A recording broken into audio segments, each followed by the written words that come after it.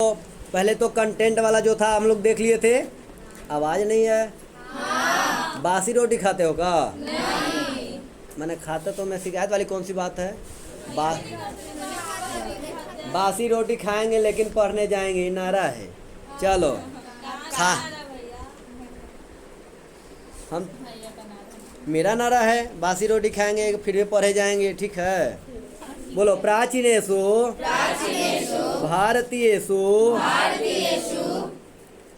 हाँ नगरेषु अन्यतमम। देखो नगरेषु के स्थान पर आपकी किताब में होगा नगरेश्व न्यतमम, ऐसे करके उसको तोड़ते हैं यानी संधि विच्छेद करते हैं तो नगरेषु जो अन्यतमम है।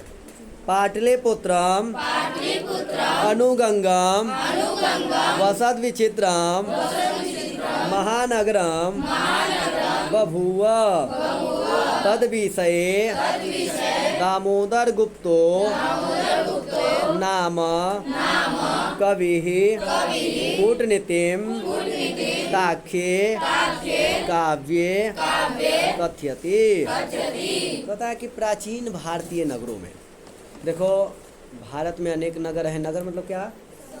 शहर। और महानगर माने महाशहर। वाह, महा सिटी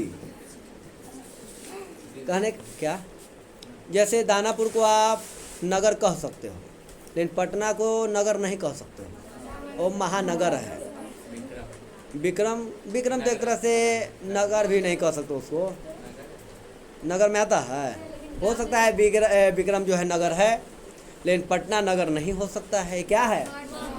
महानगर। मुंबई जो है क्या है? काशी जो है क्या है? महानगर। तो महानगर का मतलब वो बहुत बड़ा होता है। अब हम लोग पटना में रहते हैं, आप लोगों को पता है ना, नौबतपुर तक का जो क्षेत्र हो गया वो कहाँ आता है? पटना में। जैसे अलग अलग कॉलोनी नहीं होता है पटना में कि एक कॉलोनी वो कॉलोनी वो कॉलोनी, वैसे हम लोग पटना में आ गए हैं। अरे हाँ बोलो। हाँ। इतना सोचते क्या है वो? तो कहता है कि प्राचीन पटना बोल रहे हैं।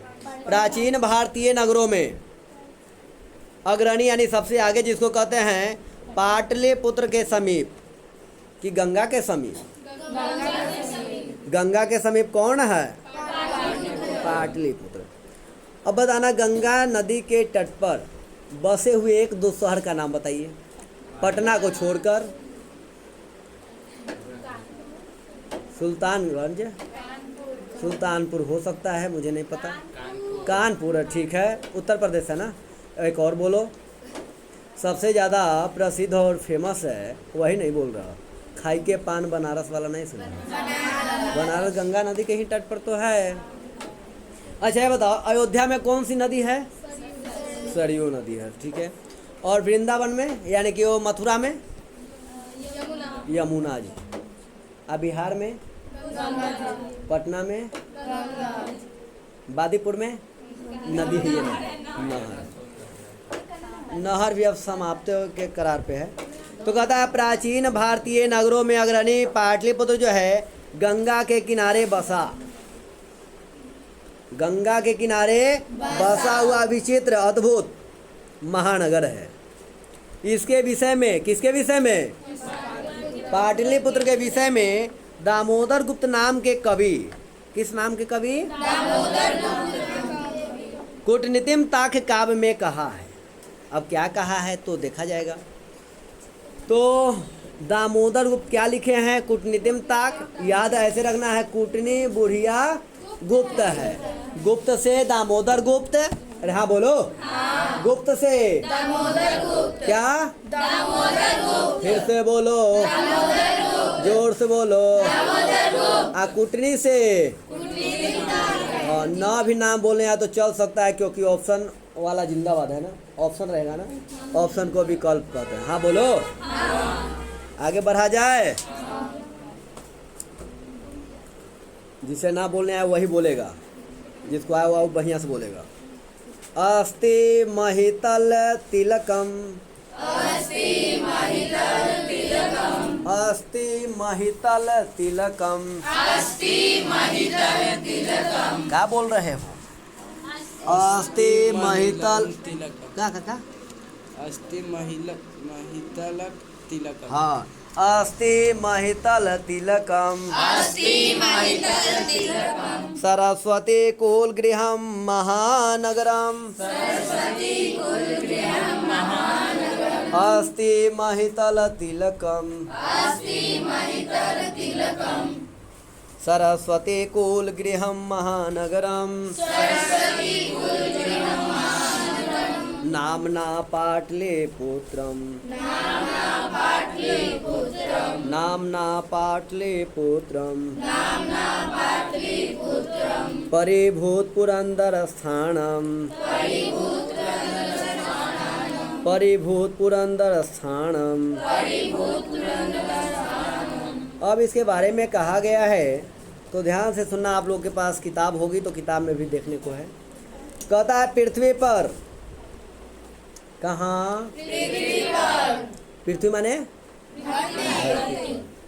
पाटलिपुत्र नामक नगर शिक्षा और वैभव की दृष्टि से क्या है? अति गौरवशाली है।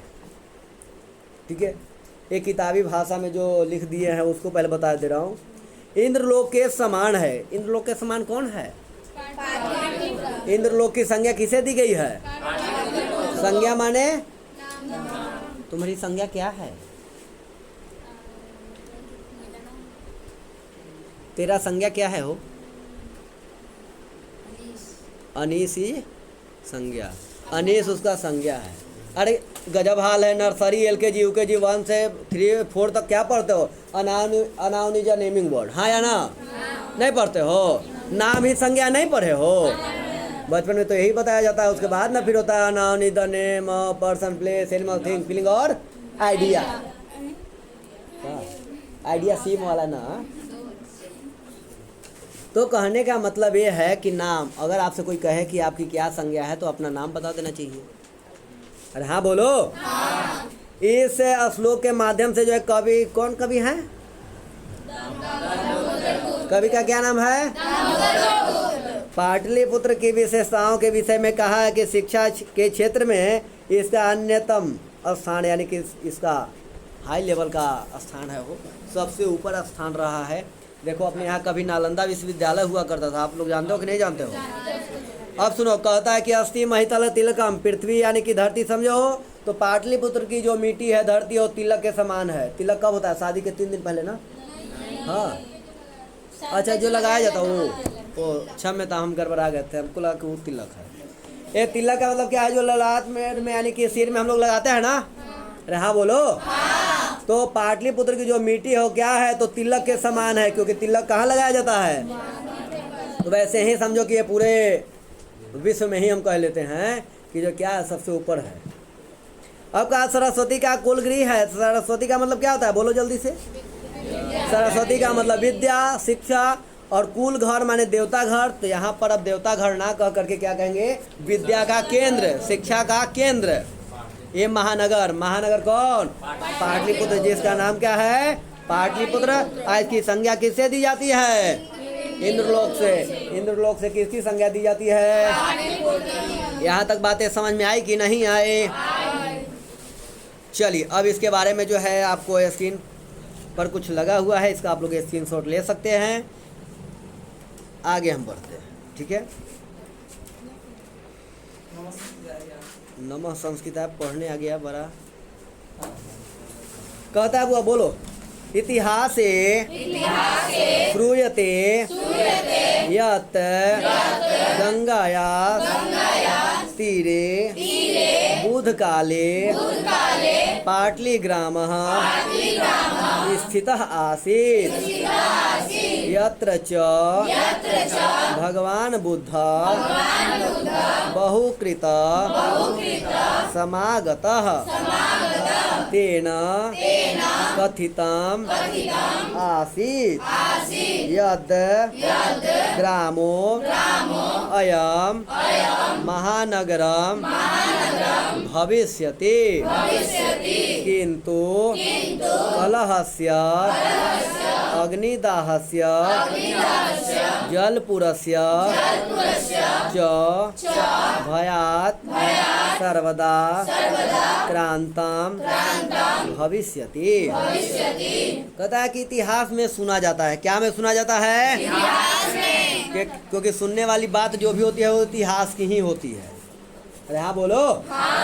तो इतिहास में सुना जाता है, इतिहास हम लोग सुनते हैं कि गंगा के तट पर, कहाँ? गंगा के तट पर, गंगा के किनारे, कहाँ? गंगा के किनारे, बुध काले यानी बुध के समय में, किनके समय में? बुध के समय में पाटली ग्राम था। क्या था? पाटली ग्राम में स्थित था। पाटली ग्राम, पाटली माने नाम हो गया, ग्राम माने गांव। पाटली ग्राम यानी कि पाटली नाम का एक गांव था। कहाँ? जो आज पटना है। किसके समय में? गंगा के तट पर कौन सा गांव बसा हुआ था? कहाँ सुने हो? बुध के समय में तुम सुने हो? इतिहास में सुने हो? हाँ, संस्कृत में सुने हो। जहाँ भगवान बुद्ध बहुत बार आए थे। भगवान बुद्ध कहाँ आए थे बहुत बार? पटना। कह दिया, फंस गया सीएम। पाटली ग्राम में आए थे। कहाँ आए थे? क्योंकि तो उसमें पाटलिपुत्र तो था नहीं, पटना था ना।